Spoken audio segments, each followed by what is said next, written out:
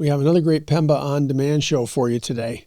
I'm pleased to welcome Dr. Camilo R. Gomez and Christopher Voss. Camilo and Chris have just released a book, Strategic Conversations. You will discover details about their unique collaboration, incorporating negotiation techniques Chris learned as a hostage negotiator for the FBI, applying them to healthcare, and creating a framework that creates the win-win we all strive for. Stay with us. This is going to be another powerful conversation. Welcome to PEMBA On Demand, Physician Leaders Making a Difference. I'm Chapin, your host. PEMBA On Demand is produced for physicians seeking professional development. We discuss a wide range of topics on the podcast, including successful innovations in a variety of healthcare disciplines, current issues in healthcare career development, and healthcare leadership. I will be interviewing physician leaders from the U.S. and from other countries, most of whom graduated from the Physician Executive MBA program at the University of Tennessee. The information provided in this podcast is for general informational purposes only and does not constitute professional advice. The views and opinions expressed by the host and guests are their own and do not necessarily reflect the views of the University of Tennessee or any other organization. By listening to this podcast, you acknowledge and agree to these terms. Whether you're sipping your morning coffee, commuting to the hospital, or just looking for a dose of inspiration, we've got you covered. We hope you will take full advantage of these practical, insightful, and relevant discussions designed to help physician leaders get new and build upon existing leadership skills and perspectives. PEMBA On Demand will allow you to be an even bigger force for good in healthcare. Well, Chris and Camilo, it's great to have you on the show today. I appreciate you guest appearing on PEMBA On Demand. It's a pleasure. It's a privilege to be here. Happy to be here. Spread more good karma in the universe. Absolutely. I'm thrilled to be here. As a PEMBA graduate, I love this whole process, and I'm very, very grateful to Chris for spending some time with us because he has a wealth of knowledge. Well, I'm looking forward to learning from both of you today and for what you can share with our audience. So maybe you could take us back to day one. And what was the first conversation that the two of you had that made you think of co-creating a book, Strategic Conversations? From my point of view, I think this is Chris's project. As I said earlier, I just piggyback myself into it because the opportunity came across. I had already known Chris from before.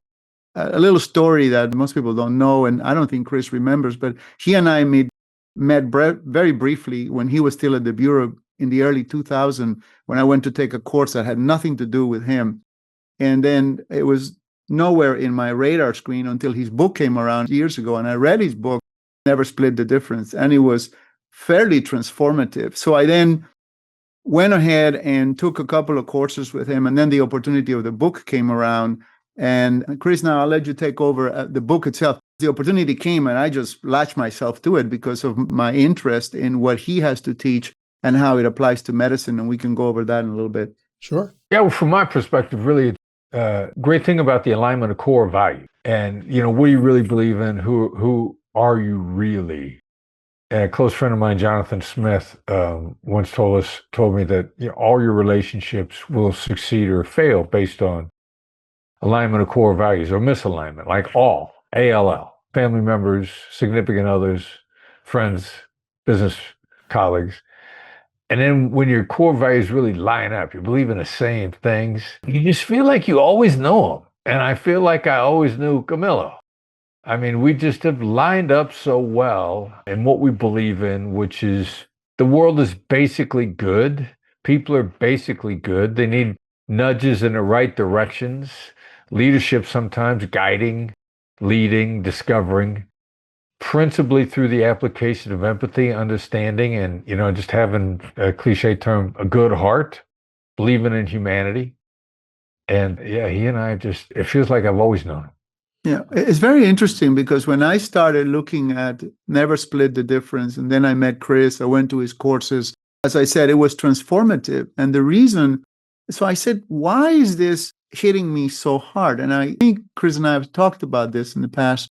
What I thought is that in medicine, and this is what I wrote in the chapter in our book, is that in medicine, we are not really taught empathy. We it's not part of the curriculum. The negotiation skills are not there as part of what is taught. That we are taught to debate, to prevail by you have more knowledge than the other person.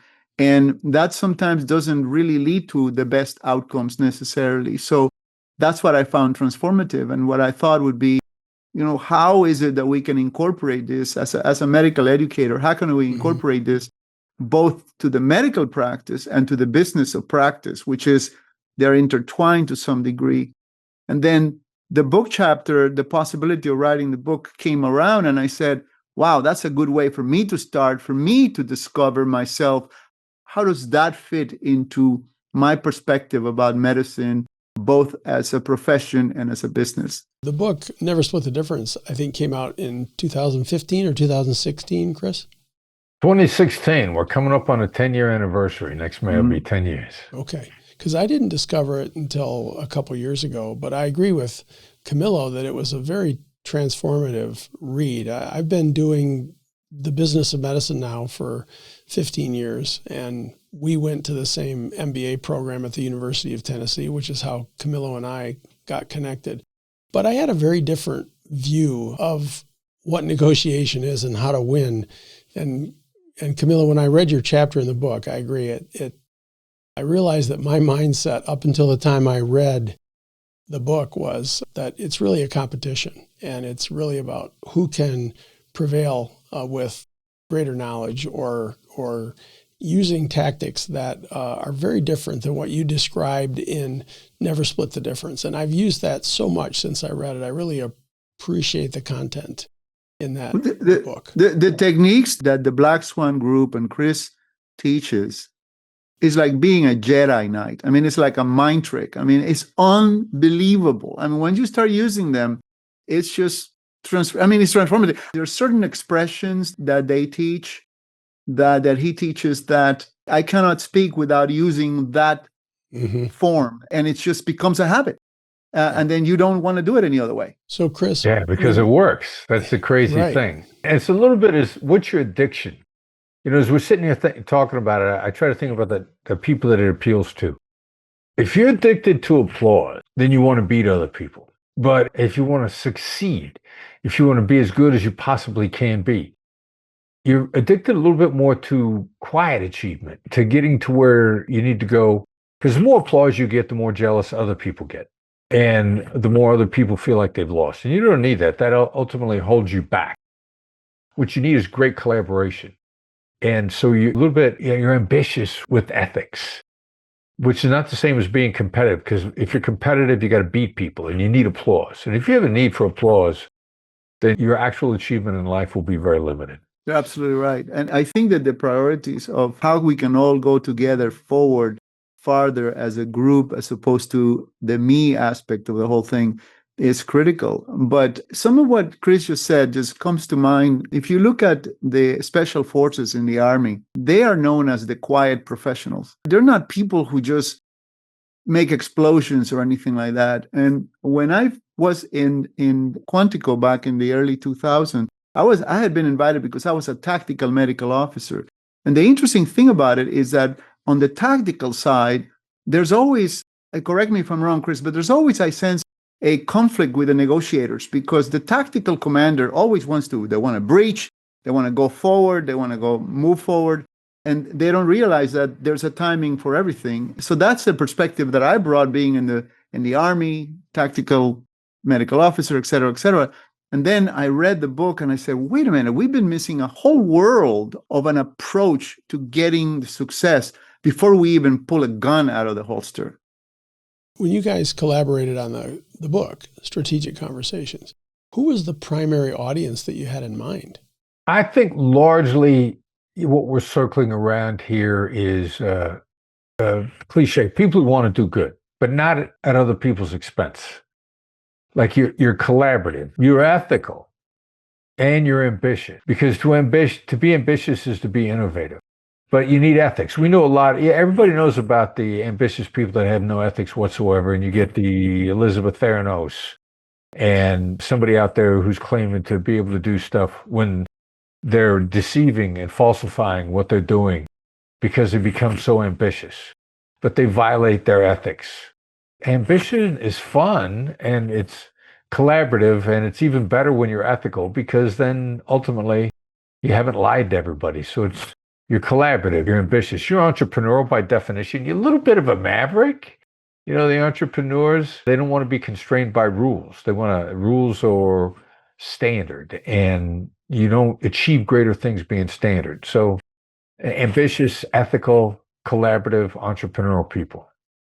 So I'm getting a sense that it's not really focused on a specific industry, but more on a specific type of leader. Yeah. Yeah, it's almost like right. a Zen. Yeah, it's like a Zen way of life.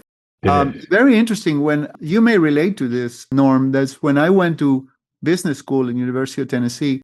One of the things that I liked about our program so much is the emphasis on ethical rules in business, which I'm telling you, I see them out there breached on a daily basis. The whole idea that Jim Collins advanced years ago, that you don't concentrate on the revenue, you concentrate on the quality. If you have a quality product, the revenue will come by itself. If you're so busy with the revenue, your revenue is not going to last because your quality is going to suffer sooner or later. And I think that's the critical aspect that we've been missing that in medicine. And I think some of the ideas that we want to try to introduce, that I've been trying to introduce for the last 2-3 years since I've been working with Chris and so on, is how to introduce some of these concepts to the teaching of medicine. One of the most intriguing things that I've learned from Chris Voss and his group is a concept that I use almost on a daily basis with our residents, which is curiosity is a superpower. And that is huge in medicine because we are deficient in medical education in creating critical thinking individuals. We are creating individuals who we want them to follow guidelines, and they don't want to inquire. And I've been practicing medicine for 45 years, and I still look things up on a daily basis because my curiosity is boundless. And that's what I try to tell them. Be curious, find out what's behind the patient's symptoms, what produce what, how do they get them to you? And that's important. I'm telling you, it's all there in his courses.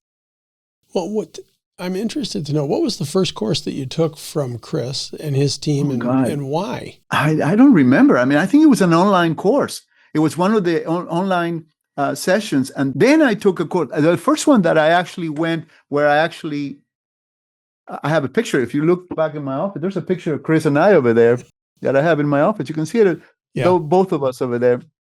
That's a picture from a course that he gave in Washington, D.C., that was in the Spy Museum.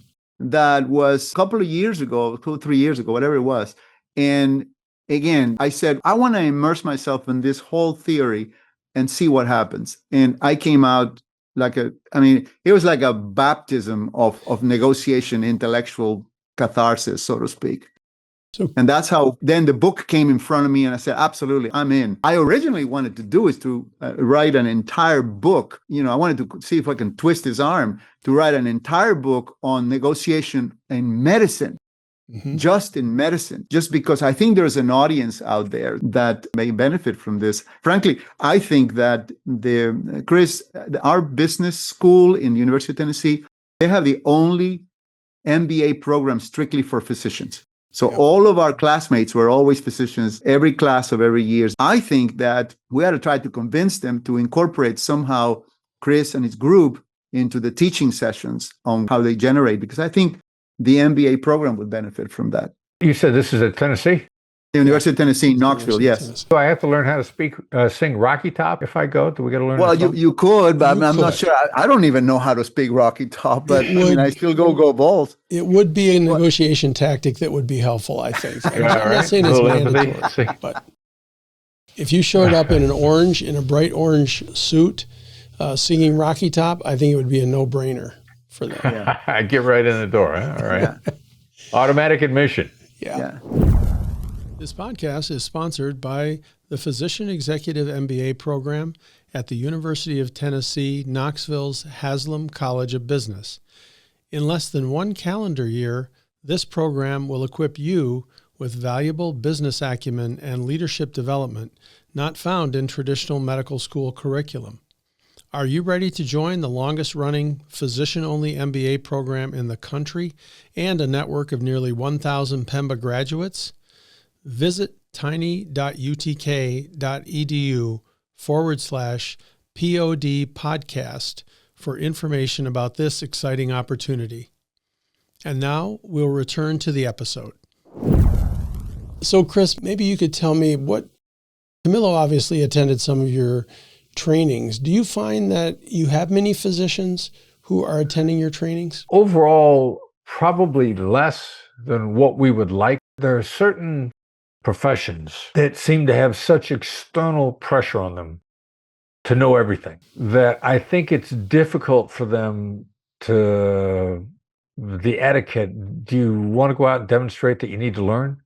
And it sounds very counterintuitive, but the professionals that we hold in such high esteem, doctors and lawyers, it feels like now we're gaining traction more and more with them on a regular basis as more doctors are visibly seen to actually be practicing empathy. A guy like some people like Camilo, they're setting the tone where for other doctors, like we can actually admit that we have a lot to learn and we can still be the top professionals we are. So unfortunately, I think there's a societal pressure on doctors and lawyers to know it all, that it really takes a courageous professional to get out there and publicly learn soft skills. Yeah, that's very interesting that you say that. I hadn't realized that perspective. There's an old saying among the special forces, tier 1 operators is, you're never too junior to be right and you're never too senior to be wrong. Mm-hmm. And I think that, if we take that to heart, I think I would think that people at my level who are unwilling to learn new dimensions, their brain will become stagnant. It's just, they're not going to progress. They're going to live in the past, and the past is no longer the present or the future for that matter. So it's fun. I tell you another thing about it. We don't talk too much about empathy by virtue of how it is taught by the Black Swan Group. It's a lot of fun. You can have a lot of intellectual fun in your conversations and in your communications. And it comes, correct me if I'm wrong, Chris, but it comes a point where if you use it enough, sometimes you can predict how they're going to respond before they themselves do so, because you know where you're headed because you've been through that road before.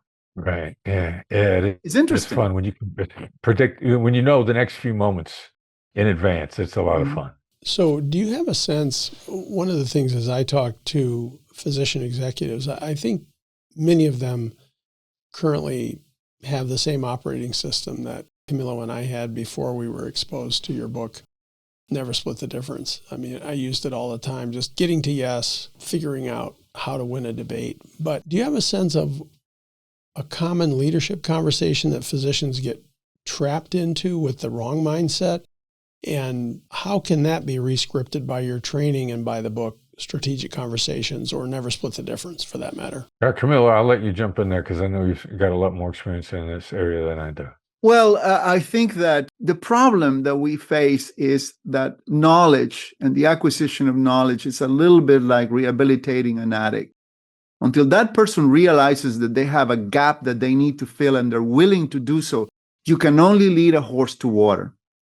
And it's easy to get stagnant and to follow the crowd and follow the things and don't think out of the box. And it's easy to think, to shortchange yourself and say, hey, I'm too old to do so. You're never too old to learn. That's not true. I learn every day. And this is what I tell people, learn one thing every day. I think that the other thing that is interestingly, we shortchange ourselves. Chris, I want to talk a little bit about this and see what you think. One of the things that we're doing in our business is I'm becoming a registered keynote speaker. And one of the things that I want to talk about in some of my talks that I try to tell them is that I'm drawing from my 45 years of clinical experience making life or death decisions on a moment-to-moment basis. Just like the negotiator is making decisions on life or death, when it never split the difference, you say, negotiate as if your life depends on it. Well, somebody's life always depends on it some way. It's either not the life or the livelihood or some other component.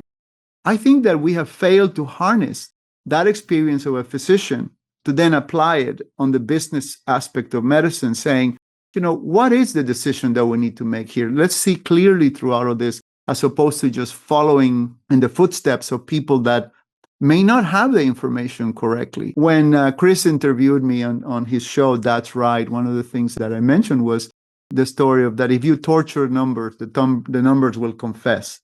So in the era where everybody's talking about evidence-based medicine, the problem is that what people are calling evidence and the data, if they're not acquired correctly, it's going to lead you into the wrong direction. So there's an aspect of this that requires critical thinking. And then the empathy, to me, is how do I take my clarity of thought on a problem and convince people or allow them to be convinced that this path or that path is the best one? It's like, I think I've heard this somewhere, that negotiating is letting other people get away with your own thinking, so to speak. Well, one of the things that I'm not sure everybody understands, and Chris, maybe you could the concept of tactical empathy was a new combination of words for me when I read the book. Could you explain a little bit about what tactical empathy is from practical perspective? Yeah, well, there's kind of two practical reasons for putting the word tactical in front of empathy. First of all, it was empathy is not agreement, it's not sympathy, it's not compassion. It's become synonymous in daily usage. If I empathize with you, then that means feel what you feel. I'm on your side. Sympathy and compassion. Empathy is a precursor to compassion. It's very difficult. It's a compassionate thing to do. Stephen Kotler once wrote, and I'm a big fan of Stephen Kotler, his stuff, The Rise of Superman and Stealing Fire, both worth reading. Stephen once wrote, empathy is a transmission of information. Compassion is the reaction to that transmission. So empathy in its purest form is a demonstration of understanding, not agreement, not disagreement, thoroughly neutral. And in today's application, it's not listed as neutral. Oh, I got empathy for the Palestinians. Typically means you agree with them. Or I get empathy for the Israelis. Typically means you agree with them. That's not what it was originally. Originally, it was simply the demonstration of understanding. Mm-hmm. And so to make it a less soft, warm, and fuzzy, let me give you a hug term, we put tactical in front of it. The same way I like to joke, you can't teach a Navy SEAL yoga breathing, but if you tell them it's tactical breathing, they'll do it. It makes it a much more approachable word. Gotcha. If you're scared of being soft. Yeah. And so when we first wrote the book, there wasn't that much neuroscience available. A lot of what we know about neuroscience as a solid science is very recent information, or certainly since we drafted the book. The reaction of neurochemicals. Now I know from scientific experiments that the application of empathy follows neuroscience rules. And there's a lot of scientific data to show the effectiveness of empathy. If I demonstrate understanding to you, if I make you feel understood, then it's going to trigger neurochemicals in your system. It's going to make you more persuadable and more honest with and more collaborative. So it was originally designed just to make empathy a more approachable word. And in point of fact, we've come to find out it's the neuroscience-based application of emotional intelligence. It's a brilliant concept, I'm telling you. It's a brilliant concept. Unbelievable. And is that the first step when you are trying to get to a situation where you successfully complete a negotiation? Is that where you have negotiators start, or is there a different point in the interaction between two people where your method focuses first? Now, your opening move should be empathy, some application of it. Going to be guided a little bit by the circumstances. Like, am I completely self-effacing from the beginning? Which is empathy. Hey, I probably look like an idiot to you. Well, if I do look like an idiot to you, it's for me to say that is pure empathy. I never said I was an idiot. I never said I agreed that I was an idiot. I'm smart enough to realize that based on the circumstances and how we came together, to you, I look like an idiot. So if I say, hey, man, look, I probably look like somebody that would never understand you in 1,000 years. That's pure empathy. And that could be your starting point. Business interaction. Okay. At some point in time, the business person is going to say to themselves, why am I wasting my time with you? You can predict that moment in advance, what Camilo was talking about before, predicting the future. If it's eminently predictable that you're going to wonder whether or not you're wasting your time with me, I'll say that up front. Look, there's going to come a point in time in this conversation where you're going to wonder whether you should be talking to me at all. That's empathy. And so, physician, how would you apply that? I probably look like every physician that comes walking in here thinking of you just as a non-entity, just as a name on a chart, a number, and you're going to feel like that I treat you the way I treat everybody else. Because a lot of physicians unintentionally, to protect themselves emotionally, as Camilo said earlier, you're making life and death decisions on a regular basis as a physician, which means some of these people are going to die. And that can be traumatic to try to save a life and have it be lost to you. And so physicians put walls up around themselves to try to protect themselves emotionally. That's so they can continue to do their job. How does that come off to the other side? Like a cyborg. You know, you got a big wall up around you. You're trying to protect yourself emotionally. I can't appreciate that because my dad's dying. My dad's dying of cancer. And you come walking in and repeat a speech to me that I heard you say word for word the day before to somebody else. It's, as someone who you're serving, it's very hard for me to see that. So you will instantly break that down if you begin to just simply express in advance what it looks like to the other person. Interesting. Absolutely. Absolutely. I wonder, and Camilo, this may resonate with you as well, but there's an interesting level of resentment sometimes between physicians or clinician groups and hospital administrators or clinic administrators. And I'm interested, as I was listening to you talk about tactical empathy, and Camilo, I'd be interested in your opinion, because in your chapter in the book, you kind of wrote about an experience where the administration in an organization was facing a decision that was going to negatively impact either you or another physician leader they were bringing into the organization. Yeah. Again, and what I write in my chapter is very true, is that I wish I knew then what I know now. I would have approached it differently. It became a confrontation that led to me resigning, leaving the university, going someplace else.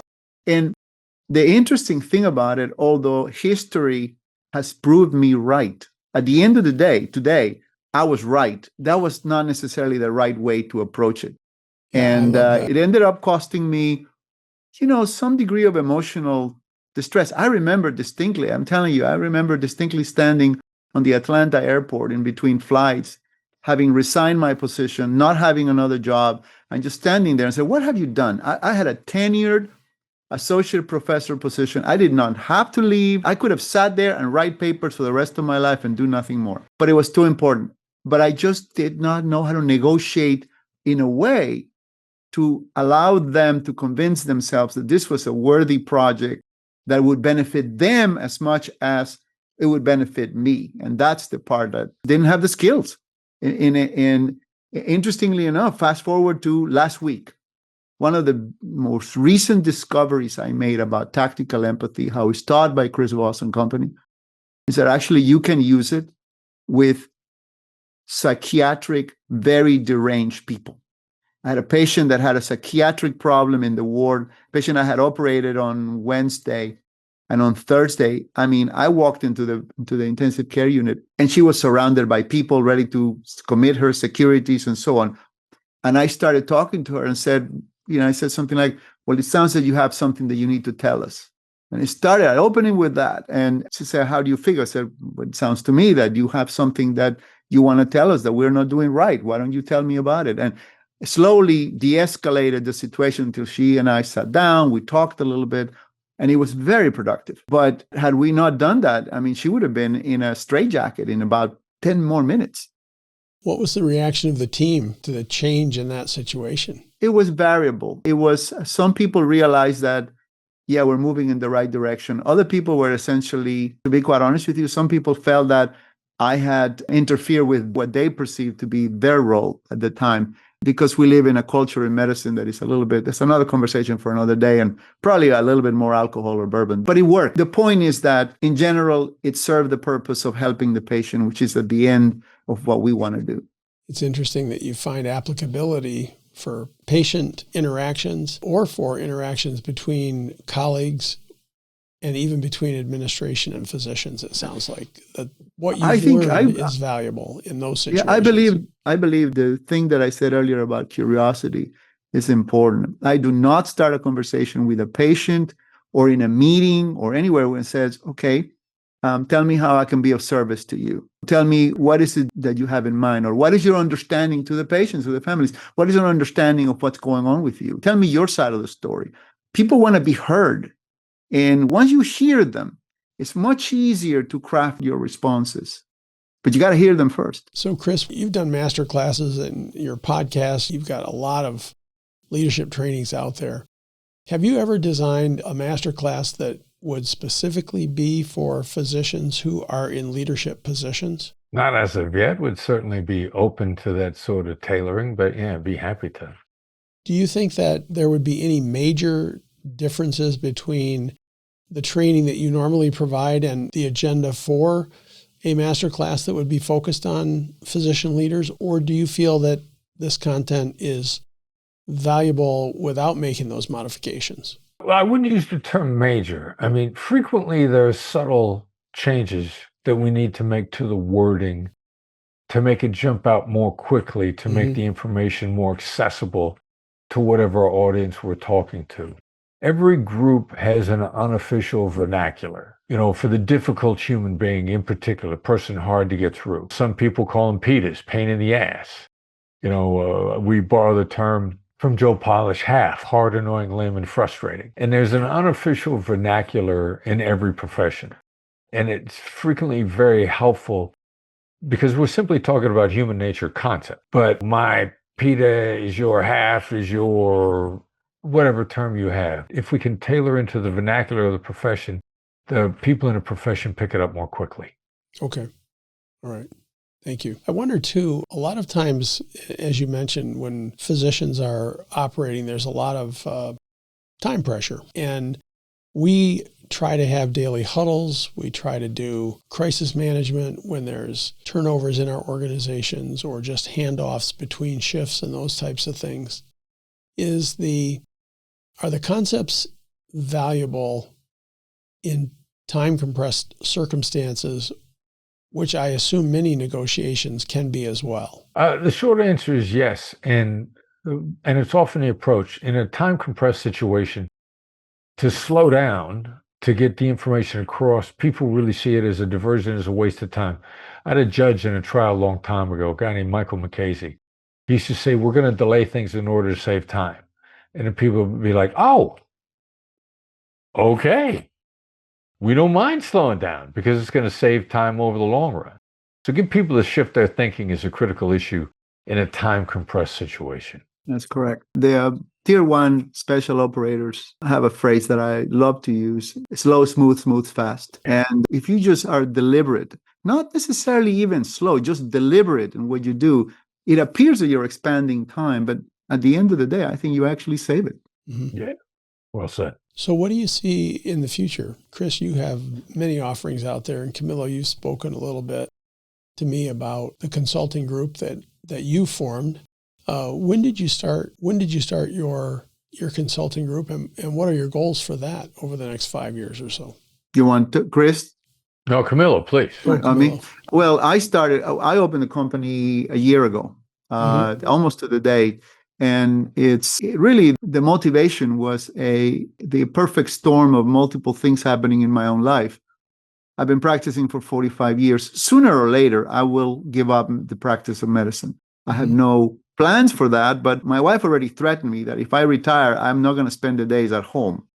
That's not allowed. So I got to find myself something to do. So with that in mind, say, well, how do I spend my days? What do I like to do? I like to teach. I'm an educator. I like to write. So the company, we publish books and we're creating courses. We do consulting. And what do I like to consult in? Things that straddle the business and medicine intersection, and risk management, quality improvement. Because I have a Lean Six Sigma certificate, I enjoy quality improvement. I think this is really good for organizations. And that's basically the motivation for it. It's a very green business, so to speak. It's a green company. We're still struggling, the first year. But I can tell you, for example, in 12 months, we published 12 books, almost a book a month. I mean, we have a book on bourbon, have a book on Missouri wine. We just published our first children's book, which is published for a friend of mine. So I write some of the books I publish for other people, but I really, truly enjoy the written word. I think that communicating and sharing information is at the bottom of all of that, if that makes some sense.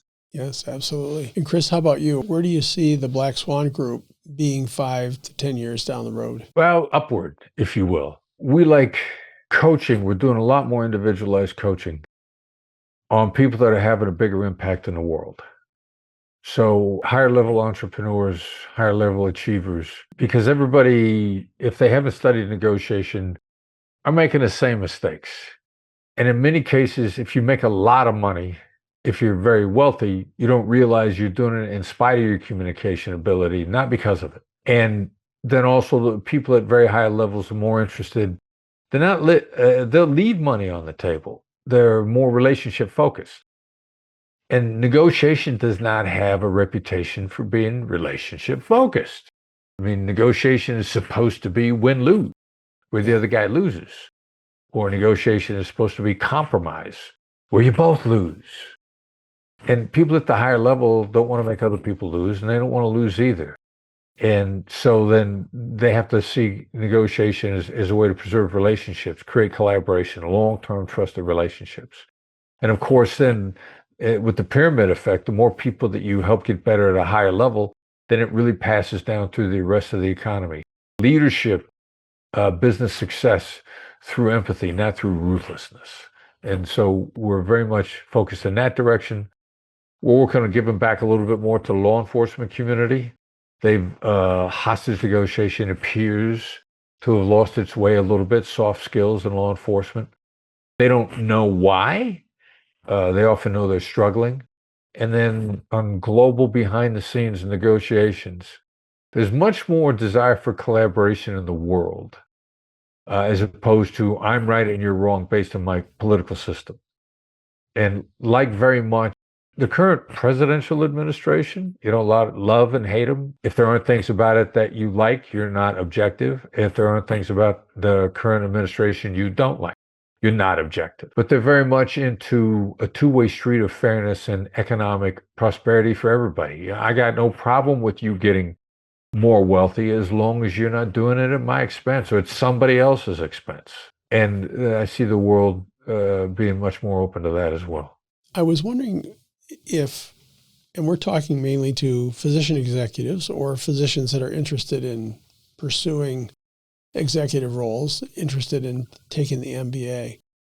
How would I know if I could benefit from this coaching? Are there certain pain signals, things that I might recognize, as it sounds like Camilo did? He recognized that his departure from an organization was a missed opportunity for him to learn this. Are there certain things that you've seen as consistent identifiers that would tell someone that they would be a great client for you and for the Black Swan Group? Yeah, this is going to sound very arrogant. There really isn't anybody that can't improve their emotional intelligence and communication skills, myself included.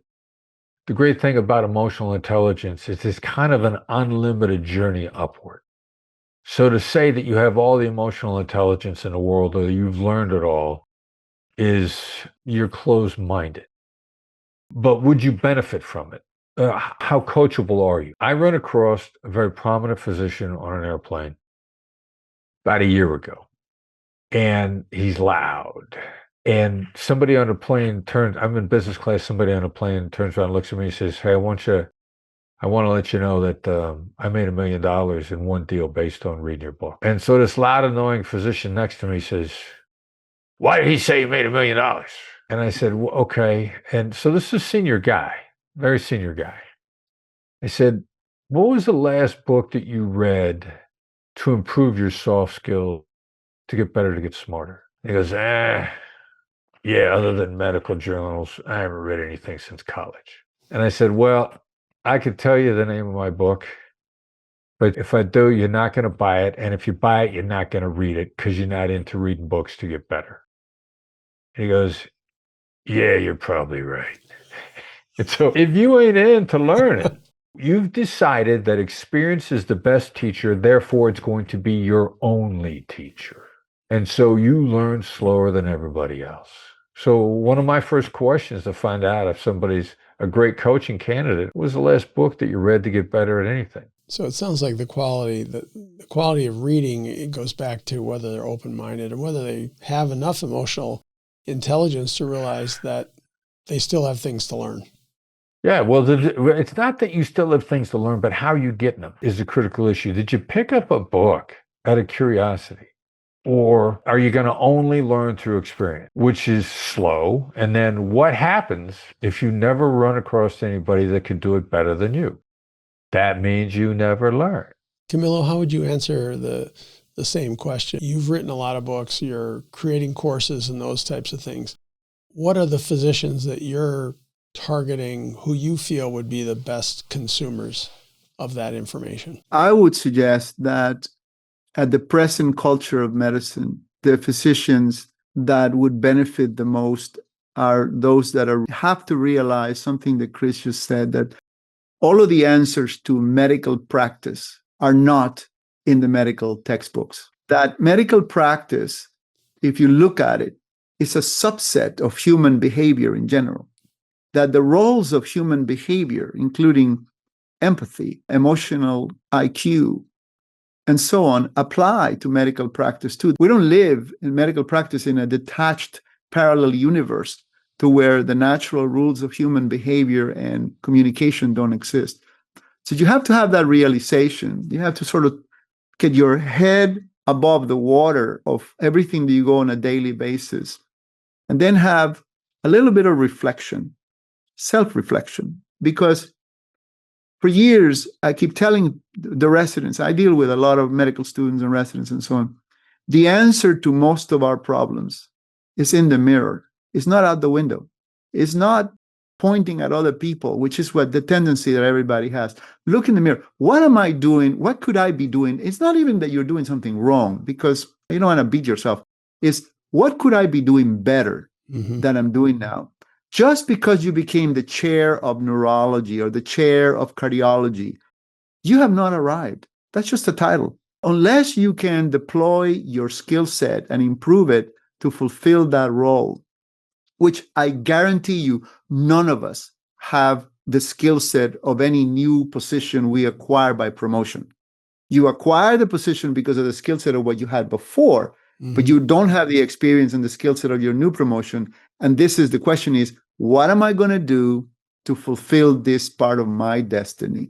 And that requires introspection, reflection, and then say, well, what do I do next? Well, it just so happens that, in my humble opinion, the stuff that Chris Voss and the Black Swan Group teaches about negotiation has applicability in everything. Some of the details that he was talking about earlier, conceptually, is not different for physicians.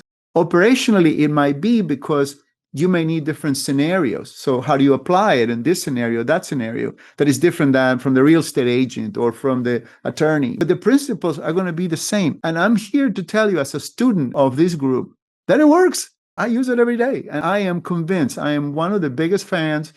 And I will carry water from here to eternity if I could get my younger people, residents and medical students, to understand the importance of using these techniques for their own improvement. One thing that I want to put a plug in that we have not touched upon: physician burnout is real. Yeah. Physician burnout exists. It's a major problem that we're facing in medicine. And the organizations and the medical community has not come up with a real good answer to it.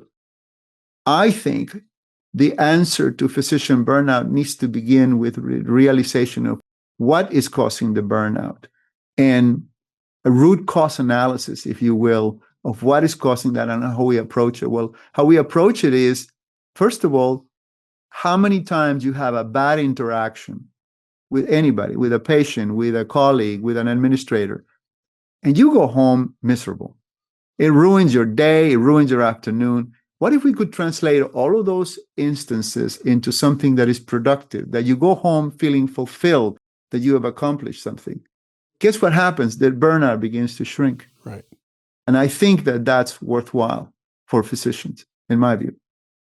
I agree. If we could solve that problem, and we see it swing up and down. I mean, it got really bad during COVID, and now it's a little bit better. But most studies suggest that 30 to 40% of our physicians are still in that burnout. There's a bigger problem there that getting rid of COVID didn't solve. Well, I appreciate both of you being on the show. This has been a great conversation. I've learned a lot, and I know our audience is going to feel likewise. I just wonder, lastly, what is the best way, if people are interested in reaching out, finding out what other content you have to offer, what would be the best thing for me to include in our show notes in terms of allowing people to get in touch with you? Well, think about what problem you want to solve to start with. And if it's more in line with how Camilo is approaching this, then start there. And that's probably your best starting point. Start with Camilo. Okay. If it's in general terms, after you've taken a look at what, think about, do you have a problem you want to solve now? Do you want to get better now? Or do you want to take a longer approach to the overall improvement? And what's your gateway? And your gateway through Camilo is your first starting point. If you're a physician, start there. You're going to feel a little bit more resonance, an understanding of the vernacular. You want to come to the Black Swan group after that, then come to our website, blackswanltd.com. But start with Camilo. Great. Thanks, Chris. That's very kind. Let me tell you about my journey also with Chris Voss, is that I also highly, highly recommend his masterclass. Because when I read the book, I'll tell you an interesting story. When I read his book, Never Split the Difference, I couldn't figure out what he meant by the late night DJ voice. I mean, for the life of me, I kept saying, this guy keeps talking about this. I don't know what he's talking about. If you watch his masterclass, you'll pick it up immediately because he uses it in an example there. And then I know exactly what he's talking about. And I think this is what you get going through their courses. They also have smaller courses that you can take online. You can start there, but we can help people any which way. We can go on our website. I'm in social media everywhere. Most of the time, if you find Chris Voss, you're going to find me right behind him because I'm writing his coattails and a lot of this stuff because I truly, truly believe in what he's doing. And we've applied it to our own work. And so Great. Either way, we're here for everybody. Well, thank you. The one thing I forgot to ask is, how do you order the book, Strategic Conversations? It's available in Amazon. Okay. It's available nearly anywhere. I'll put a link to Amazon in here. Yeah, sure. And should have asked that at the very beginning when we started talking about it, so I apologize for that. The other thing is that Chris just came up with, there's another book behind him that is called Fight Less, Win More, I think. Yes. Okay. Is that what it's called? Fight Less, Win More. Yeah. There's a follow-up sort of a workbook, if you will, for Never Split the Difference. That may be worthwhile people looking at it too. And is that available on Amazon also, Chris? It is, yeah. It's available for pre-order now. It's going to officially start being delivered on January 13th. Perfect. Well, I'll make sure we include all this in the show notes for you. Again, thank both of you tremendously. All of my expectations, I really enjoyed this. It was so nice meeting you sort of in person, Chris, and getting a chance to talk with you. Yeah, fun. And Camilo, as always, it was good to see you again as well. Yeah, thank you for the invitation. Thank you, Chris, for making yourself available for this. And I hope you guys have great holidays and be safe. And if you need anything from me, you know where to find me. Amen. Great. Thank you. Well, that's a wrap on PEMBA On Demand for today. Huge thanks to Chris Voss and Dr. Camilo Gomez for unpacking Strategic Conversations and the Black Swan Toolkit for physician leaders. If this helped, follow and subscribe on Apple Podcasts, Spotify, Castos, or YouTube, and leave a quick review so other physician execs can find us. Please review the show notes for contact information and resources. Until next time, lead with curiosity and tactical empathy. Thanks for listening to PEMBA On Demand. We release new episodes bi-weekly, every other Thursday. You'll find us on Apple Podcasts, Spotify, and Castos. Hit follow or subscribe to us and add us to your library. If today helped you, please leave a quick review and share the show with a colleague. Questions or comments? Drop them on our YouTube channel, PEMBA On Demand. For episode links and resources, check the show notes and visit tiny.utk.edu/PEMBA On Demand, all one word. Take good care and keep becoming a bigger force for good in healthcare.